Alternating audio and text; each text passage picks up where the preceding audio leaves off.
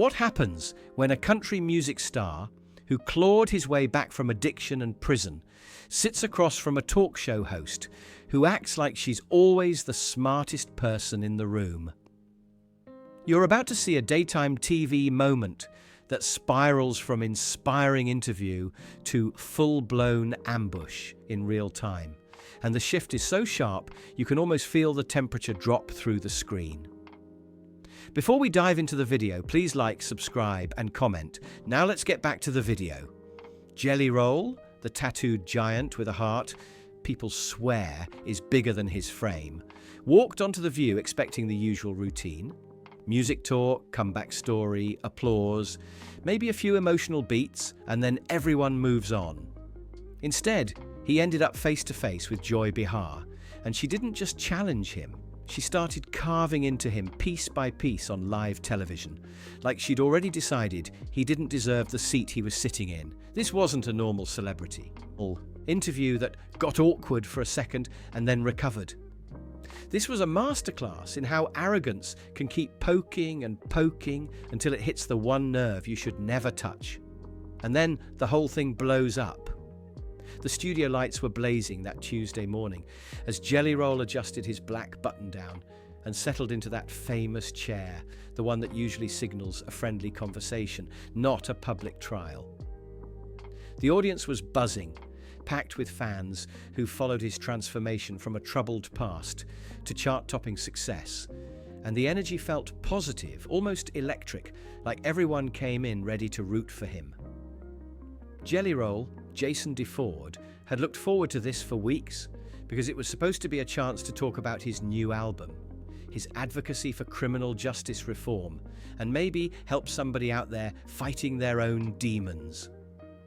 Our next guest has had quite the journey, Whoopi began, with that warm, familiar smile, the kind that usually keeps things smooth.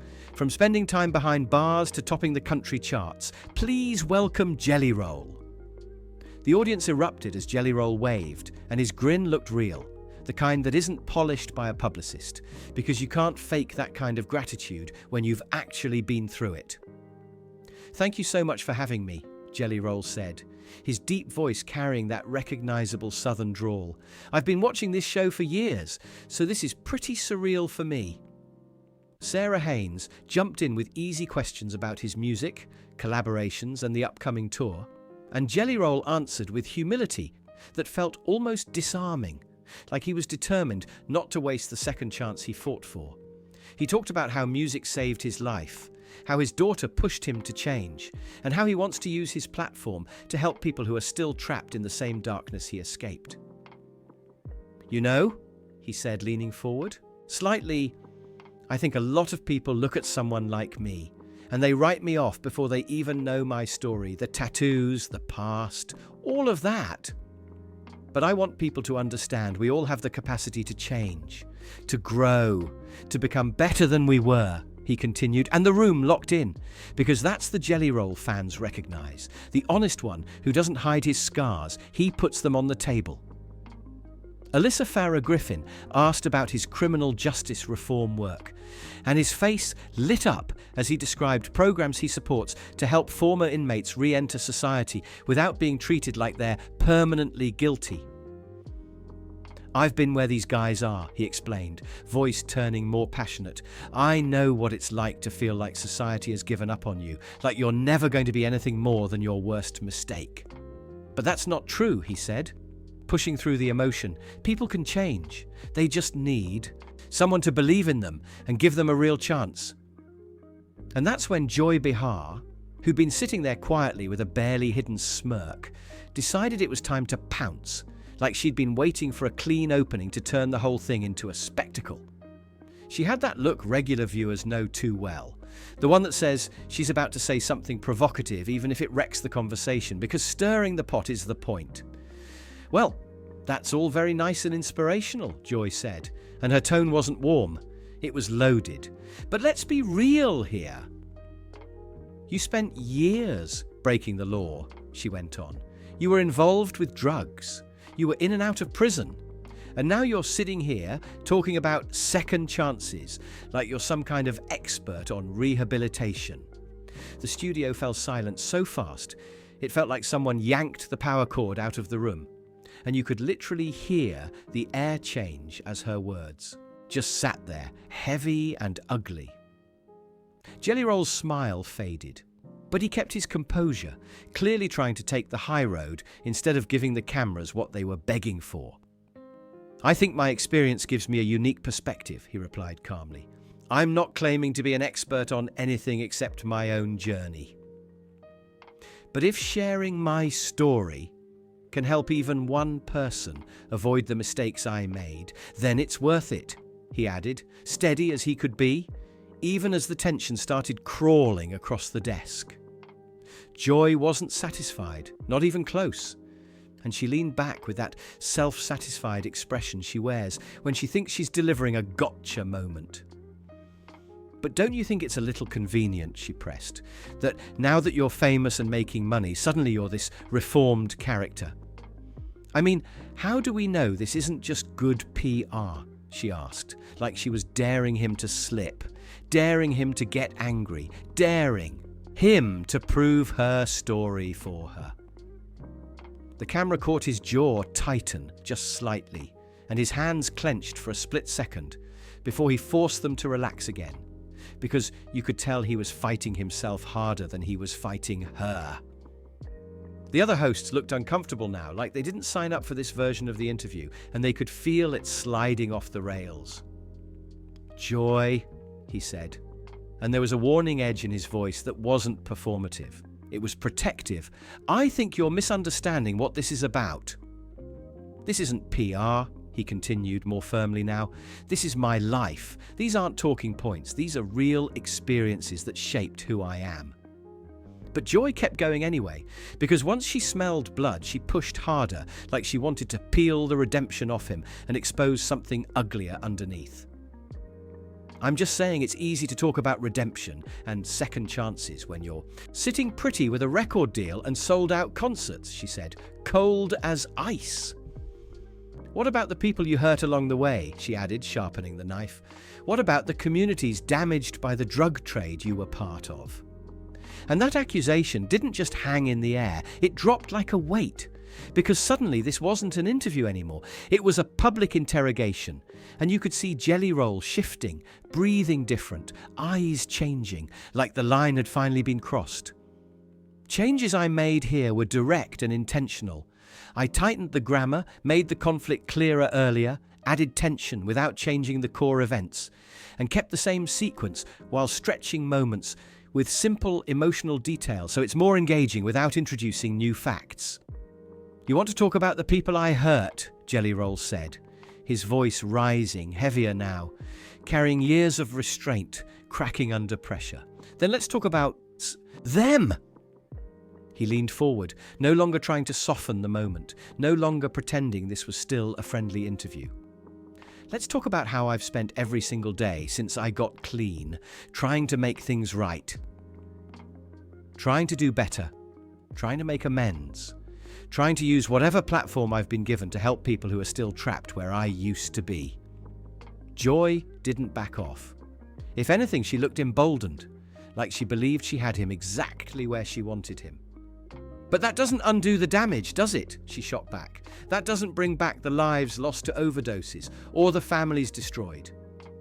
"You can't just sing your way out of responsibility," she added sharply, her words slicing straight through the room. That was the moment everything changed. The careful control Jelly Roll had been holding onto finally fractured under the weight of her relentless push. You could see it in his posture, in his face, in the way his breathing shifted like a storm rolling in fast. He shot up from his chair so suddenly it rolled backward, his massive frame towering over the desk, as his voice exploded across the studio. "Are you kidding me right now?" he roared, his southern accent thickening as emotion took over. "You think I don't carry that weight every single day? You think I don't know exactly what I've done and who I've hurt?" he continued, eyes blazing. "Lady, you have absolutely no idea what you're talking about." The audience gasped out loud, hands flying to mouths, as camera operators scrambled to catch every angle and producers in the control room started panicking. Whoopi looked stunned. Sarah covered her mouth, and Alyssa sat frozen like she couldn't believe what she was witnessing. Joy, incredibly, looked almost satisfied, like she'd finally pulled the reaction she wanted. She gestured toward him with a smug smile.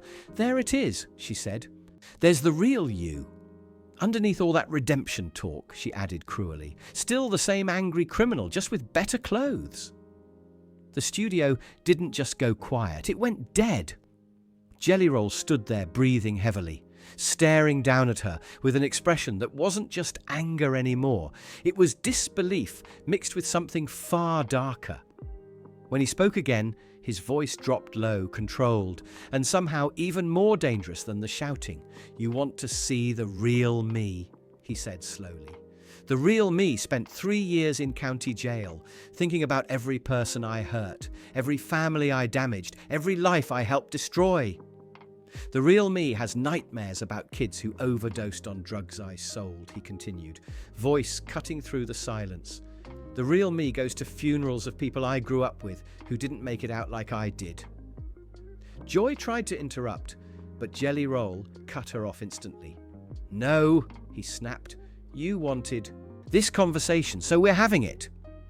You sit up there in your ivory tower passing judgment on people like me," he said, pointing toward her. "But what have you ever sacrificed? What have you ever overcome?" he demanded. "You think redemption is a marketing scheme because you've never needed it yourself." For the first time since it started, Joy looked uncomfortable. The smugness cracked. Her confidence wavered, and it showed on her face. "I'm just asking the hard questions that need to be asked," she said, but her voice lacked its earlier bite. "Hard questions?" Jelly Roll laughed, but there was zero humor in it. "I hold myself accountable every single day. I work with organizations helping addicts get clean," he continued. "I visit prisons to talk to kids making the same mistakes I made. I donate money to families who lost loved ones to overdoses," he said, voice rising again. "What exactly are you doing besides sitting here tearing people down?" Whoopi tried to step in, clearly desperate to regain control, but Jelly Roll didn't stop. His focus stayed locked on Joy. "You know the difference between me and you," he said firmly. "I admit when I'm wrong. I own my mistakes," he continued. "You sit here pretending you're morally superior to everyone else, but you're just a bully with a microphone." Joy's face flushed red instantly. "How dare you call me a bully?" she snapped. "I'm a journalist asking legitimate questions." "About what?" Jelly Roll cut in, his voice roaring again. "About how people can't change?" "About how anyone with a criminal past should just disappear," he pressed. "You're not asking questions, you're pushing an agenda. And that agenda is making people feel small so you can feel big." The other hosts looked back and forth like spectators at a tennis match, unsure whether to jump in or stay out of the blast zone. "I've interviewed thousands of people," Joy shot back, defensive now. "I know how to separate real rehabilitation from convenient storytelling. And what I see," she said sharply, "is someone who learned to say the right words so people forget what they really are." That line landed hard. You could see Jelly Roll absorb it, his expression shifting from anger to something quieter, heavier, almost sad. When he spoke again, his voice softened, but the power behind it didn't fade. "What I really am," he said slowly, "is a father who wants his daughter to be proud of him. What I really am is someone who knows rock bottom and climbs out of it every single day. What I really am," he continued, locking eyes with her, "is a human being who made terrible choices and is spending the rest of his life trying to make up for them." He paused, letting the words sink in across the studio like a weight. "But what you are," he added quietly, "is someone who gets paid to tear people down on television. Someone who thinks being mean is the same thing as being smart. Someone who's never had to fight for anything real in your entire life." Joy opened her mouth to respond, but Jelly Roll raised his hand. "I'm not done." "You want to talk about accountability," he pressed. "Let's talk about yours. How many people have you discouraged from getting help by telling them they'll never be accepted? How many second chances have you destroyed with your cynicism? How many families have you kept broken by convincing them people can't change? The questions hung in the air, heavy and unanswered. And Joy's face told the story. She hadn't expected the spotlight to flip. You think you're exposing a fraud, Jelly Roll continued, disappointment overtaking anger, but all you're exposing is who you really are. Someone who would rather tear others down than build anything yourself.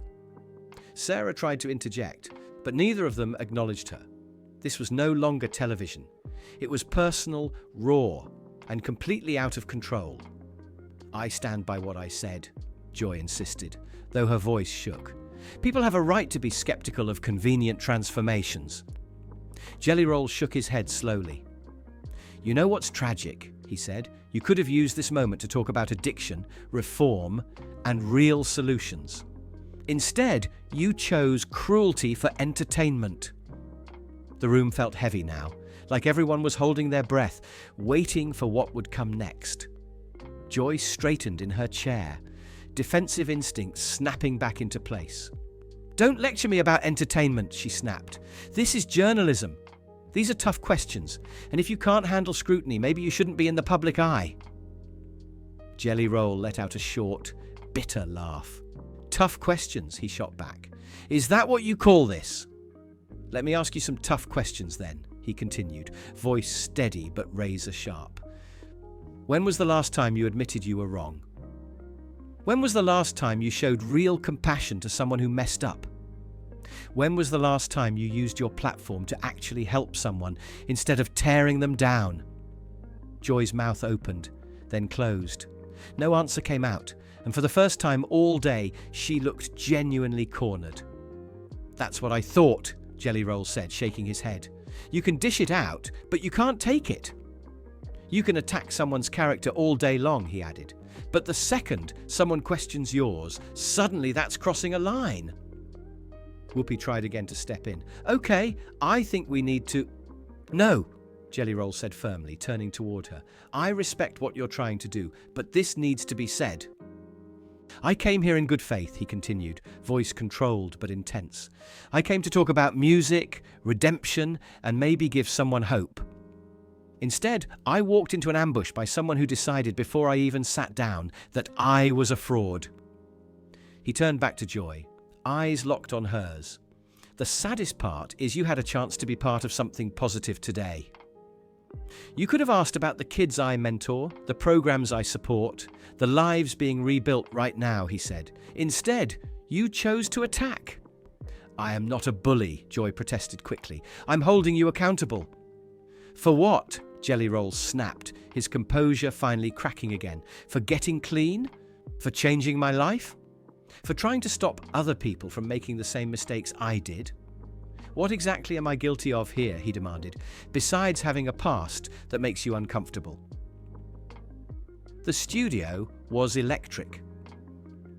Audience members sat frozen, some shaking their heads, others staring wide-eyed as producers debated whether to cut away.